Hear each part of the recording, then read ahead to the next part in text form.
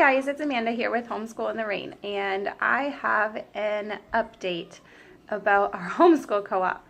So I haven't really talked much about the co-op that we've been in. We joined it this fall, and it was brand new this fall. So a new woman in the area decided to start up the co-op. She found two people that would be on a board with her, and she's kind of based this co-op off of one that she was in when she lived in Utah. So it has been awesome, and they went through so much work to get it up and going. You know, they just finding enough families to get the co-op running. In the fall, I think we had 26 families, and in the winter we had 25. Finding a space for the co-op to rent, securing insurance. They actually registered for and made the co-op a nonprofit, so it's actually a 501c3. So with that, there are some legal things, mainly that the nonprofit requires a board.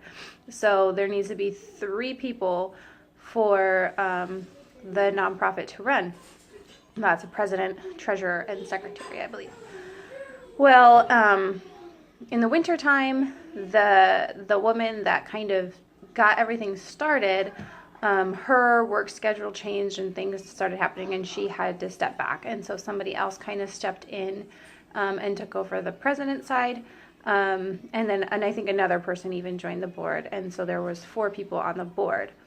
And then for spring term, we were having issues with families not returning. So I think we only had like 15 families registered for spring term. And, you know, people kept asking, like, is it enough? Are we going to have enough families to make it work? Because there are some things in our contract with the church that we were renting, like there needs to be 2 adults per room. And I mean, just some little logistical things that we probably could have worked around with the smaller numbers. But there was 1 week, so 2 weeks ago, a lot of people, you know, on the Facebook page were like, sorry, we're not going to be there, we're sick. And so they were needing to find people to fill in for teaching their class. And it ended up that the board needed to make the decision to cancel co-op that day just because the numbers weren't there. And then with any decision like that, there's always backlash. People get upset because, you know, they've prepped for their classes, or, you know, they'd already gotten out of bed and gotten ready, or whatever it may be. So there was some, you know, discussion on the Facebook page that wasn't necessarily all happy. And then out of nowhere, the president says she's resigning as of the end of winter term. And we needed to find somebody else. And we already knew that the treasurer was resigning. So that was leaving the board with not enough people, because, again, you need 3 people. And then, I mean, just within a couple of days, all of a sudden, the entire board was quitting. So as of the end of winter term, which is this Monday, and there's a bird on my door. Okay, that's weird. Anyway, sorry. As of the winter term, there was going to be no board members, and with that, the nonprofit was going to have to dissolve. So everyone's freaking out. We wanted to have a meeting, and then the current board was saying, no, there's no sense in having a meeting. This is all over. We're done. Blah, blah, blah. We're going to dissolve. I mean, it was just a mess and a lot of hurt feelings. And so last Monday at co-op, we kind of just came together and we had to have a meeting. We had to discuss, what are we going to do? How can we make it work? Are we just going to let this co-op fail? Or are we going to try to find new board members or whatever? So 2 other women and myself stepped up. So we met this past week at my house, and we are taking on the board. So I am going to be the new president of a nonprofit board, and I have no idea what I'm doing or what that entails. And then I have 2 other women that'll be working alongside me. I'll have a secretary and a treasurer.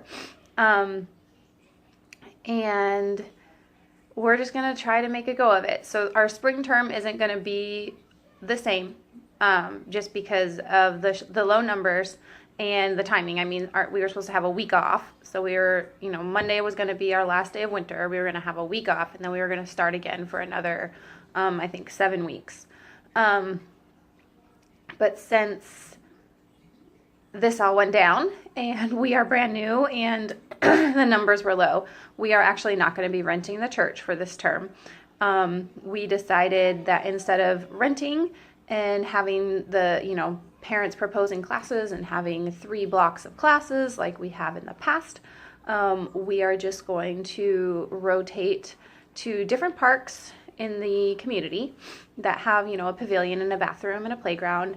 We're going to open it up to where a different parent will sort of host a park day where they can do some sort of activity under the pavilion or whatever. So it could be a nature craft. It could be, a science demonstration where maybe we make a volcano. I don't know. Really, it could be anything. And I think we will have a lot of fun. So that's sort of the plan. I know we will run into issues with there being older kids that might not want to do the craft. But you know what?